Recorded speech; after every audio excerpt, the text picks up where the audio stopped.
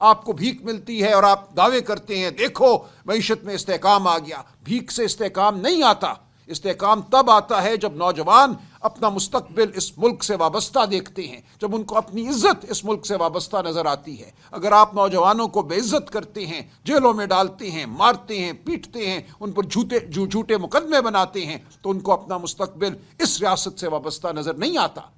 تو آپ جان لیں کہ آپ نے اگر بات کرنی ہے تو اصول کی سطح پہ. 8 فروری 2024 کو جو الیکشن کے ساتھ ہوا، جس طرح پاکستانی قوم کو دھتکارا گیا، جس طرح ووٹ کی نفی کی گئی، اور ووٹ کی نفی انسان کے وجود کی نفی ہے. ووٹ کی نفی کا مطلب ہے یہ کہنا کہ تمہاری رائے وقت نہیں رکھتی. تو ہم اس کو بھولنے نہیں دیں گے. اس دن جو ڈاکہ پڑا پاکستانی قوم کے مینڈیٹ پر، یہ بات کبھی پس پشت نہیں ڈالی جائے گی. تو 8 فروری کو جو اچکزئی صاحب، علامہ ناصر نے لائے عمل تیار کیا، اس کو سمجھنا ضروری ہے. ہڑتال سیاسی تاریخ میں، دنیا کی سیاسی تاریخ میں ایک بہت اہم سیاسی لائے عمل ہوا کرتا ہے. 25 کروڑ لوگ اس میں شامل ہو سکتے ہیں. ہڑتال میں آپ گولیاں کھانے باہر نہیں نکلتے. آپ ریاست سے، اس نظام سے جو جبر پر مبنی ہے، اپنی بیزاری کا اظہار کرتے ہیں. تو جو ہوا 8 فروری کو 2024 اور اب 8 فروری 2026 کو، یہ ہمارے سامنے ہے. پورا صوبہ خیبر پختونخوا بند تھا. پنجاب کے تمام بڑے تجارتی مراکز بند تھے. لاہور شہر میں آپ نے بسنت کا ایک ڈھکوسلا رچایا، لیکن بسنت ہو، کوئی اور تماشا ہو، یہ لوگوں کو بھولنے نہیں دے گا کہ لوگوں کے ووٹ کو اس دن چرایا گیا تھا. اس دن پاکستان پر جبر کا نظام نافذ کیا جائے گا. تو آپ اگر یہ سمجھتے ہیں کہ پتنگ اڑا کر لوگ بھول جائیں گے کہ ان کے سب سے بڑے لیڈر کو، جمہوریت کو، آئین کو، قانون کو پامال کیا گیا، چادر چار دیواری کو پامال کیا گیا، اور آج دن تک کیا جا رہا ہے. 8 فروری سے پہلے اور 8 فروری والے دن جو بربریت ہوئی، صرف سندھ میں، صرف کراچی میں 300 ہمارے دوستوں کو ایم پی او کے تحت، یعنی کہ کسی جرم کے بغیر، کوئی الزام لگائے بغیر گرفتار کیا گیا، اغوا کیا گیا. سندھ اسمبلی کے ممبران پر بے ایمانہ تشدد کیا گیا، جو سندھ اسمبلی کے فلور پر انہوں نے بیان کیا، قمیض اتار کر دکھائی ہمارے ممبران نے کہ ان کے ساتھ کیا کیا گیا ہے. تو پاکستان آج ایک ظلم کی جگہ ہے. پاکستان آج ایک جبر کی جگہ ہے، جہاں نہ انسانیت ہے، نہ قانون ہے، نہ شرافت ہے. تو ہم اس عمل کے خلاف لڑتے رہیں گے. اسی طرح پنجاب میں جو بربریت ہوئی، جس طرح گھر توڑے گئے، لاہور شہر ہو یا پورا صوبہ ہو، میں فردن نام نہیں گنواتا. ہمارے لاتعداد دوست ہیں جو گم ہو گئے، جن کے گھروں کو توڑا گیا، ریڈ کی گئی. وہ تصاویر، وہ کلپس سوشل میڈیا پہ آپ کے سامنے ہیں. تو اس جرم کو آپ پتنگ اڑا کر چھپا نہیں سکتے. تو ہم آج اس لیے آپ کے سامنے بیٹھے ہیں کہ پاکستانی قوم کو پیغام دیں، عزم کا، ولولے کا، جذبے کا. کھڑے رہو اپنی جگہ. اگر 25 کروڑ اپنے گھر کے باہر اپنی دہلیز پر آ کر کھڑے ہو جائیں، تلاوت کلام پاک کریں، اس نظام سے بیزاری کا اظہار کریں، تو یہ نظام نہیں چل سکے گا. یہی ہمارا پیغام ہے. ہم آگے بڑھیں گے. وہ دن بھی آئے گا جب لاکھوں کروڑوں سڑکوں پر ہوں گے اور اس نظام کو نیست و نابود کر دیں گے. ہر چیز مرحلہ وار آگے بڑھ رہی ہے. خان صاحب کی صحت کے حوالے سے ہماری تشویش بدستور قائم ہے.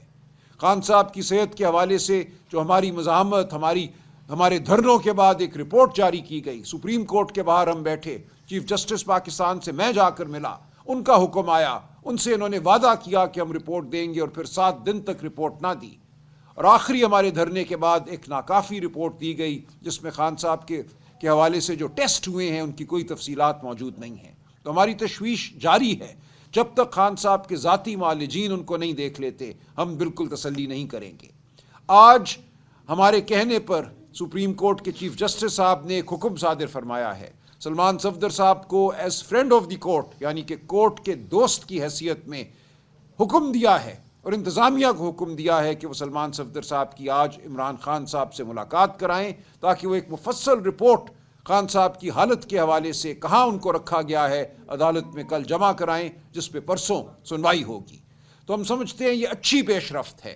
ہم جو عدالتی نظام کے ساتھ جڑے رہے ہیں، امید نہ ہونے کے باوجود، توقع نہ ہونے کے باوجود ہم عدالت جاتے ہیں، ہم جاتے رہیں گے. تو ہمیں آج کچھ پیش رفت حاصل ہوئی ہے. اب اس رپورٹ پر مبنی ہے کہ آگے کیا صورتحال پیدا ہوتی ہے.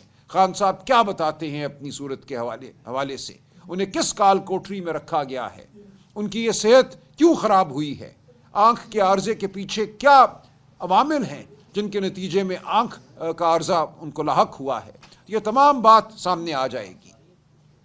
اس وقت میں یاد کرنا چاہوں گا ان تمام اسیران کو جو مختلف جیلوں میں ہیں۔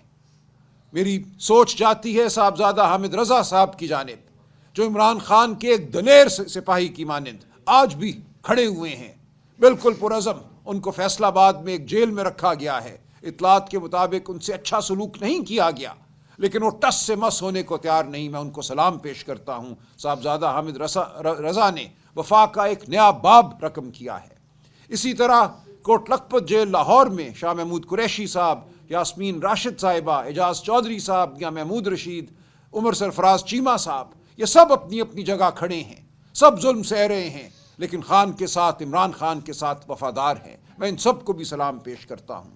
ان تمام لاکھوں لوگوں کو جنہوں نے جبر سہا ہے لیکن جو نکلتے ہیں، جنہوں نے ووٹ دیا کروڑوں لوگوں نے 8 فروری 2024 کو، ان سب کو سلام ہے۔ ان سب کو پیغام ہے کہ فتح ہماری ہے اور فتح جلد ہمیں نصیب ہوگی۔ اپنی جگہ کھڑے رہو، یہ جبر کی رات ٹلنے والی ہے، یہ جبر چل نہیں سکتا۔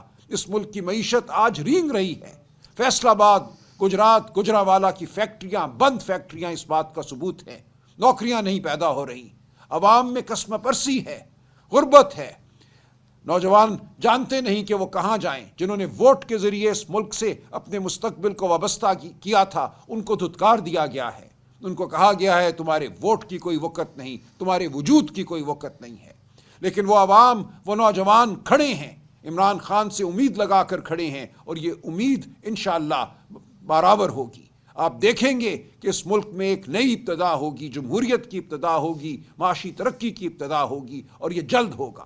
اس وقت جو جھوٹ کا نظام ہے یہ پاش پاش ہوگا۔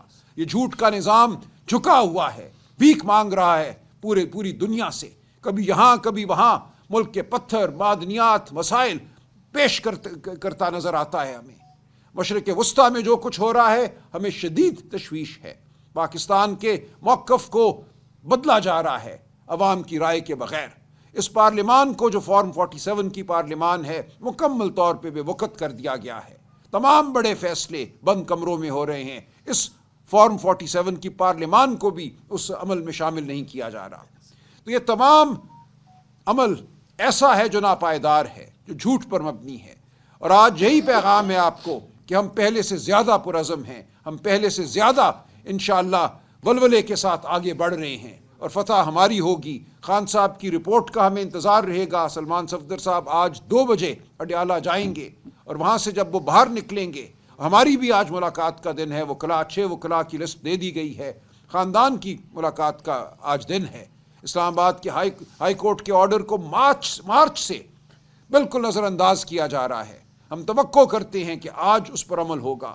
ہم اسلام آباد ہائی کورٹ سے یہ توقع رکھتے ہیں کہ اپنے آرڈر پہ وہ عمل کرائے گی۔ جو توہین عدالت کی درخواستیں ہم نے دی ہیں ان پر عمل ہوگا۔ فیڈرل کانسٹیٹیوشن کورٹ میں ہماری درخواستیں زیر التوا ہیں، ان کو سنا جائے گا۔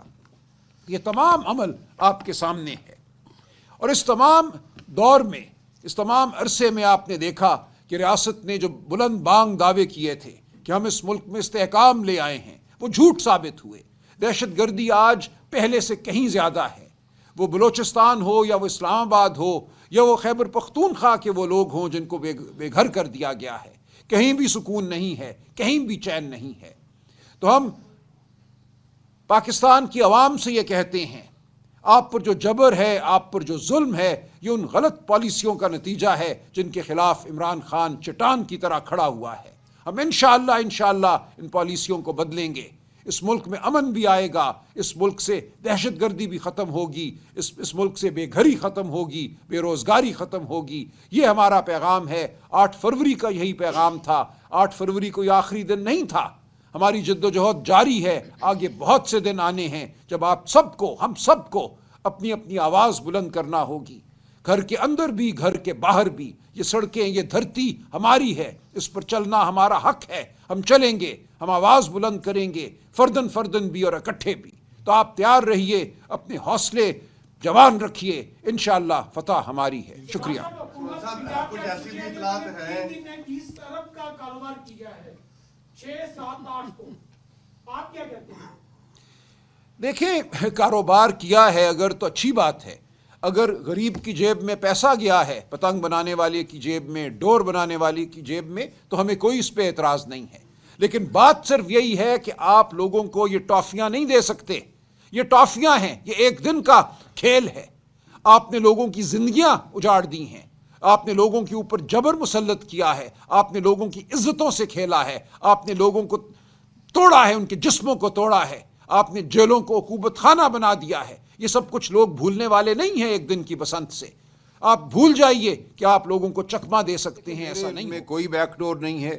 خان صاحب نے ہمیشہ کہا ہے کہ وہ اصول کی بنیاد پر بات کرنے کو تیار ہیں، اور اصول یہی ہے کہ پاکستان کی عوام کا ووٹ مقدم ہے، پاکستان کی عوام مقدم ہے، ان کی آواز مقدم ہے. تو اس سے ہم نہیں ہٹیں گے. اگر کوئی یہ کہتا ہے کہ 8 فروری 2024 کے الیکشن کو بھول جاؤ، مٹی ڈالو، آگے بڑھ جاؤ، خاموش ہو جاؤ، اپنی باری کا انتظار کرو، بیساکھیوں کے لیے ہم سے درخواست کرو، تو یہ خان صاحب نہیں کریں گے.